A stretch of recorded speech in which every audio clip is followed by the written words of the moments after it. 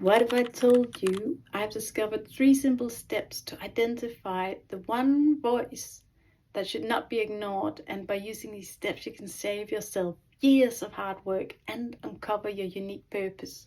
Would you listen? This subject that I want to talk about today is 3 ways to spot the difference between an impulse and an intuition. I've included this drawing of mine for your reference, and you're very welcome to use it as a reference for your own artwork. And as I trust that this style is expressive enough that it's a little bit like your handwriting, that whatever you create out of this will be yours, have your specific mark to it, that if you want to sell it and reproduce it and so on, I just want to say feel free. I really hope you get something good out of this session. And just to let you know that if you are interested in buying some of these artworks, they are available on my shop, and there's a link in the description below. When it comes to impulse versus intuition, I would say they feel quite similar when they first pop up. And that was the mistake that I fell into a lot in the beginning of my artist journey. I kept switching up the two. In fact, I find that probably one of my biggest problems that I had in the beginning of my artist journey was that I wasn't really aware that my intuition was a real thing and that it would really help listening to it. I just kind of figured that intuition is like some kind of a magic unicorn that appears in the moment when you most need it, and it's not something that you can use on a day-to-day basis. So I wasn't even thinking about intuition in the beginning. I just thought, well, just try whatever. I just need to get started. So let me take you back to those early days when I was excavating my artist self. I felt like that whole side of me had been suppressed for quite a while. I'd had to kind of really put this to one side because I was so overwhelmed with motherhood for the first few years of my children's life. When I decided to pick up my art again, I went to the shed where I found my materials buried underneath a massive pile of junk, covered in cobwebs and dust. And it was this whole excavation process that kind of reflected that journey inside of me as well. So naturally in the beginning it was all about just getting this engine up and running, and I was just not thinking about intuition at all. And so what happened was I just went with my impulses in the beginning. But a few things did occur at the time that I didn't know, but I've since discovered were intuitions. Where to begin was a big question on my mind. So I probably should have paid attention when my intuition kindly provided me with the exact guidance I needed in the form of a dream. The dream very clearly told me that I have to keep on drawing. I will spare you all the details, although it was really beautiful. And I woke up with this amazing feeling, and I knew this dream was a little bit special, and I probably should pay attention. But yeah, I didn't at the time. I guess I was just a bit overwhelmed, and I decided to start really big instead of starting as my dream told me to do with the drawing. In this time, I also had another intuition, which has become very clear to me that was an intuition. I wasn't completely aware of it at the time, but I asked myself the question, what can I do with what I have right now? What could I do? What could be a way forward for me? And I felt the answer came to me, that you could create a YouTube channel. All you need is your phone and the internet. So why don't you go ahead and start a YouTube channel? I was like, ooh, that's exciting. That kind of matches all of my abilities. I had spent some time doing some video editing in the past, and I could just see how this could make sense. This could be a good way forward for me. I wish at this point I could say to you, I did exactly what my intuition said. I just focused on drawing and creating these YouTube videos. But unfortunately, I wanted to do a little bit of a longer journey, I guess. So even though my intuition told me to do drawing, I went ahead and started to create some sculpture work. I loved the process. It was not a bad idea, but the trouble with this idea was I soon found myself stuck in the process of not really getting to the creativity, and I just had endless practicalities to sort out around this situation that I had now created for myself. Don't get me wrong, I still want to do sculpture in the future, but I just did not realize what kind of level of capacity I had at the time and how much energy it would take for me to try to combine motherhood and the artist way as well. I think what happened with the sculpture was that it came in as an impulse. And when I started with the sculpture, there were a lot of practicalities and needs associated with that. Though it was a creative pursuit that is within my heart, I found that I quickly got overwhelmed with the enormity of the practicality surrounding this. And with my determination and my energy and my impulses, I went to work and I started refurbishing my shed in the garden.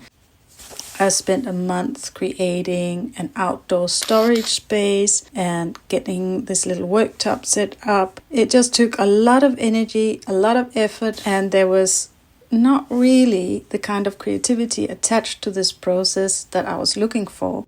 To be fair, building work is quite creative, but it was not what my intuition was trying to guide me towards doing. Let me get to the point here. I want to share with you 3 ways to spot an impulse versus an intuition.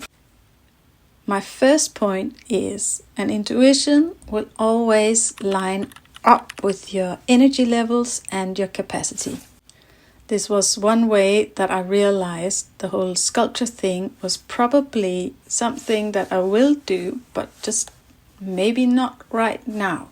And I needed to start a little bit smaller. After refurbishing the shed and setting up my casting workshop, I was finding myself doing more and more practical things around being an artist rather than doing the actual creating part that I'm in it for, that I loved and that I badly needed to spend some time developing. The YouTube videos I was trying to create became way too elaborate and long, difficult to make, and they didn't get many views at all. So to sum up the first point, the first thing I noticed about impulses is that they will leave me feeling overwhelmed, whereas if I had listened to my intuition, my tasks would have lined up with my capacity and my energy levels.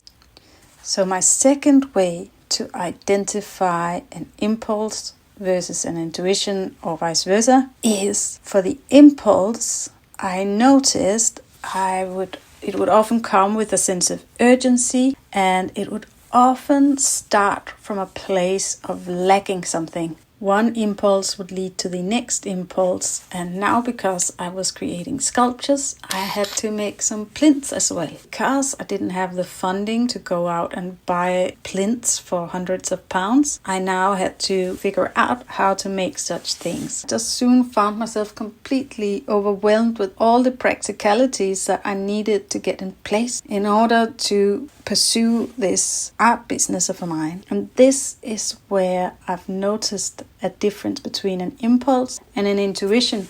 An intuition tends to start from a place of overflow. So it starts with something that you've already got, something that's ready. You can use it. It's something you can share and something you can give. And finally, the third way to identify an impulse versus an intuition is the test of time.